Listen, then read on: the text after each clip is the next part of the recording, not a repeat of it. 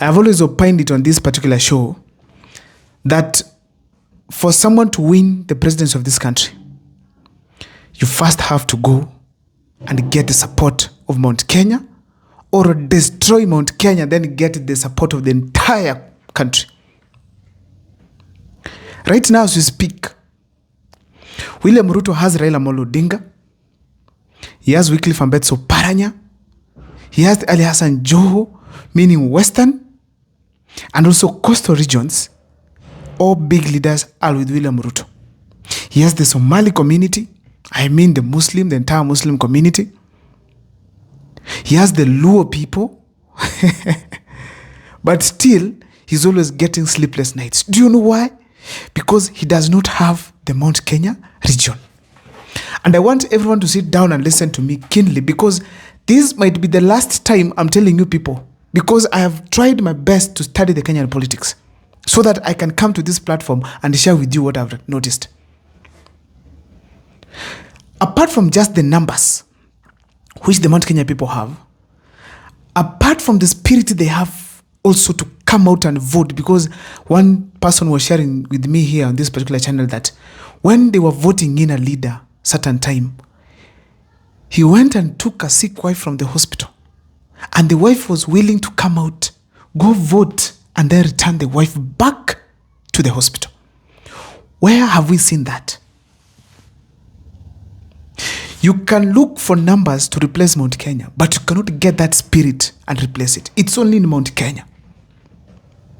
Those people love voting. They want a better country as well. And they know the only way to do that is by coming out to vote. So, all the presidential candidates within the opposition, including Dr. Ken Fred Matiang'i, he needs Mount Kenya.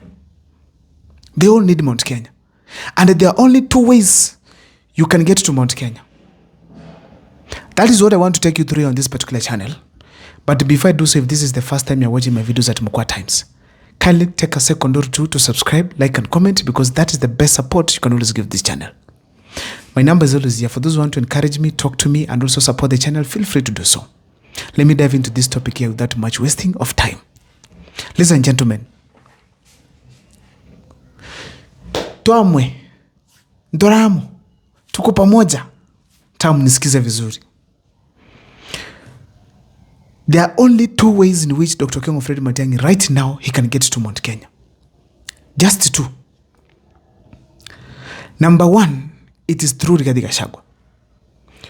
Where Rigathi Gachagua will come out and say, Dr. Ken Fred Matiang'i, we support you. If right now Gachagua just comes out and says, the people of Mount Kenya, I support Dr. Ken Fred Matiang'i and he should be the president of this country, which will be one of the best decisions you'll ever make.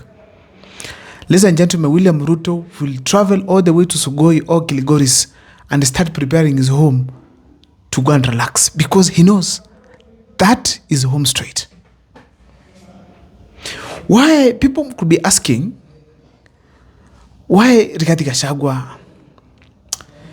First of all, Rigathi Gachagua is moving with the wave of the people of Mount Kenya. People might think Rigathi Gachagua is making decisions for the people of Mount Kenya. Please no. Rigathi Gachagua found the people of Mount Kenya already in opposition. That's number one. What he has simply done is to come out as their voice. In simple terms, he has come out as their voice. So whatever he comes out to say, that gentleman knows what he's saying. It is what the ground is also saying. So the Mount Kenya people have agreed in general that William Ruto is one term. And you cannot move in Mount Kenya and ask everyone to tell you an answer. But when Rigathi Gachagua says, the people of Mount Kenya have heard that. Rigathi Gachagua has said what we want. As we speak today, the Mount Kenya people, they are supporting Dr. Ken Fred Matiang'i. They would like him to be the president of this country. He only needs to make the right decisions. So if Gachagua comes out to say it is Dr. Ken Fred Matiang'i, that is the voice of the people of Mount Kenya. Not just Mount Kenya, of course, the rest of the country will support Matiang'i, but I'm talking about now today on this particular video, Mount Kenya region only. First. So therefore, Dr. King Fred Matiang'i will get the votes of Mount Kenya through Rigathi Gachagua. Someone could be asking, why not Uhuru Kenyatta? Uhuru Kenyatta was beaten by Rigathi Gachagua in Mount Kenya region last time. He was defeated. And do you know that the people of Mount Kenya were remorseful that they did not listen to Uhuru Kenyatta? And do you know what Uhuru Kenyatta did? He snapped them. Do you know that Rigathi Gachagua, he did one of the best things so far, that he apologized to the people of Mount Kenya, not once, not twice, but severally, and also apologized to Uhuru Kenyatta himself, and actually decided that he will defend Uhuru Kenyatta to the last man. And that is what Rigathi Gachagua is doing currently. Those efforts that Rigathi Gachagua made to apologize and respect Uhuru Kenyatta, he won the hearts of the people of Mount Kenya. So as we speak today, they listen to him. Is their fighter. Wakitaka kwenda vita, they front Gachagua, not Uhuru Kenyatta. That one has to be very clear.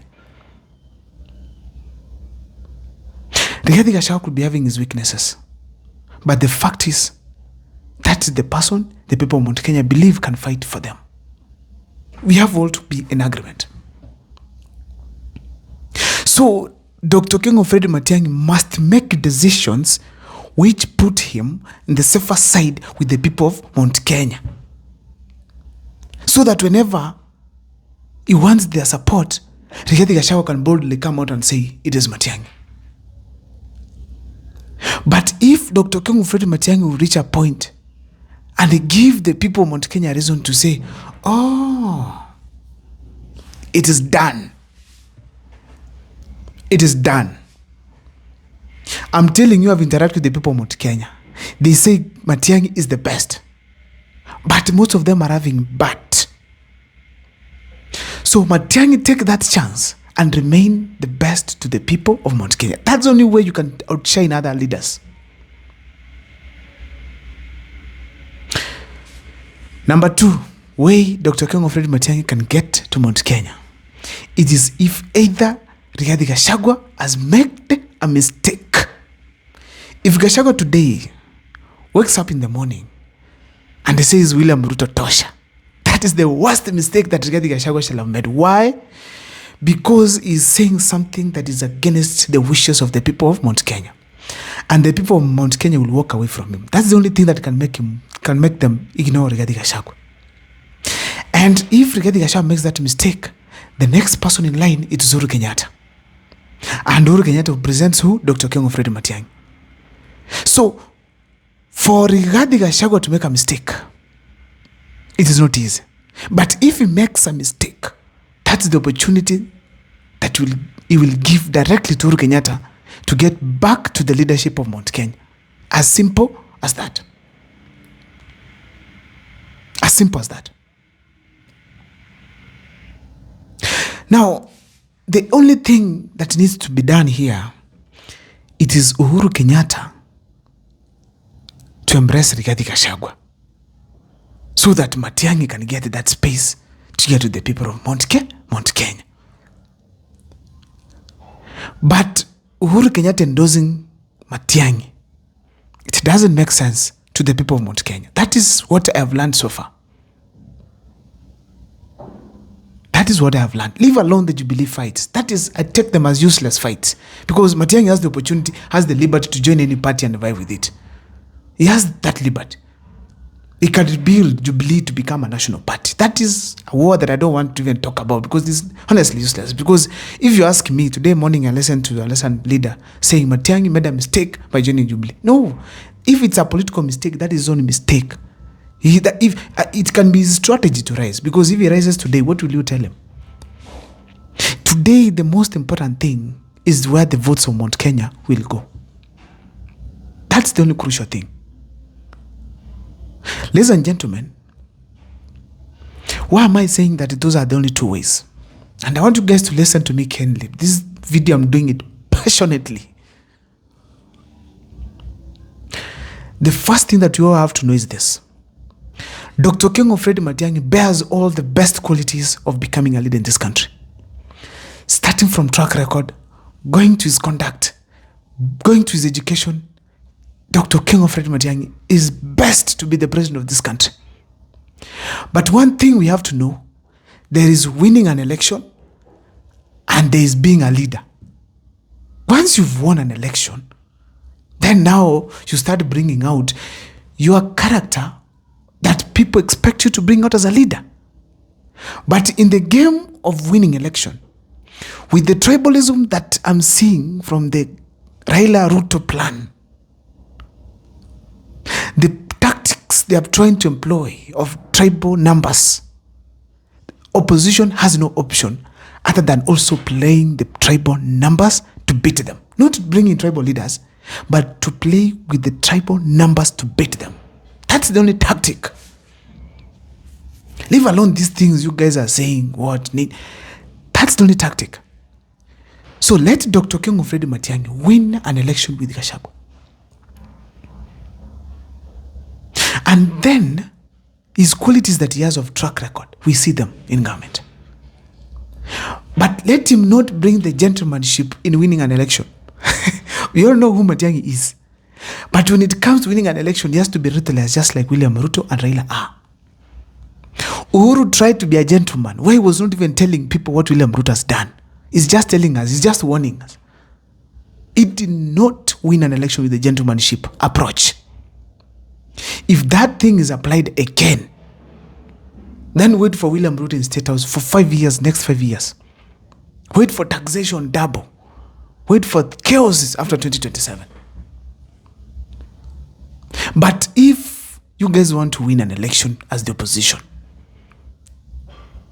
the tribal numbers must be taken into consideration. Don't joke around with tribal numbers. I'm not talking about being tribal. I'm talking about the tribal numbers. When you talk of Kalonzo Musyoka having 3 to 4 million, take that serious. When you talk of Gachagua controlling 5.2 plus almost 8 million, let's not joke about that. Matiang'i can be the leader the people want as a country. But what is the formula for winning an election? Go to Mount Kenya, get those votes, be the president, and then be the leader that the Kenyans want. This message has to reach Dr. King Fred Matiang'i now.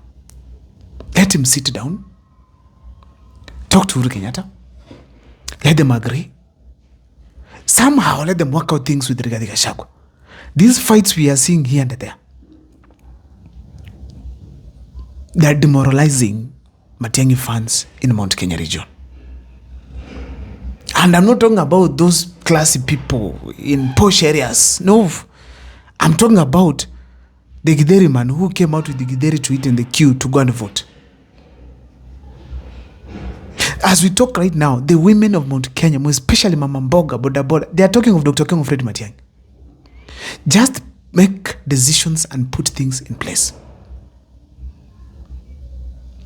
And to the opposition team, you know, the fact remains that if you check what is in opposition right now, all these people have experience, but the best leader that Kenyans would like to have on board, it is Matiang'i. And I'm saying this boldly. Why?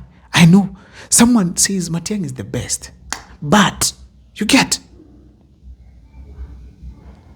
So, for the opposition to be strong, Matiang'i has to align himself with the thinking of Kenyans first, then with the method of winning an election, so that those numbers of Mount Kenya, they can come out and vote for him.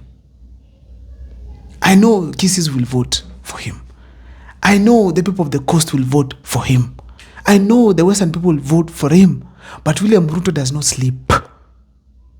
He's also working to have those same numbers. The only problem for him, it is Mount Kenya region. It is Mount Kenya region that is giving him sleepless nights. All these others you are seeing, most of them are bought.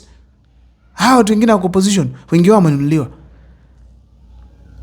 So Dr. King Fred Matiang'i, align your decision making, achieve the expectations of the people. You might not be noisy, but whenever you make a move, achieve the expectations of Kenyans. Let Kenyans nod their heads in agreement.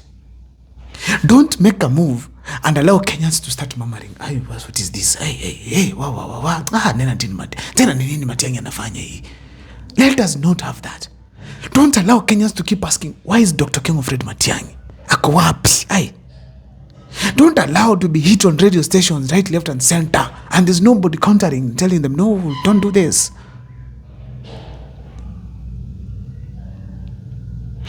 On the comment section, I always welcome people to criticize me and share with me what you think. Please feel free to do so, because that's the best way I get to grow. My name is Abel Mukwa. I always say the truth. If it hurts you, I'm sorry. If it makes you happy, pick a like.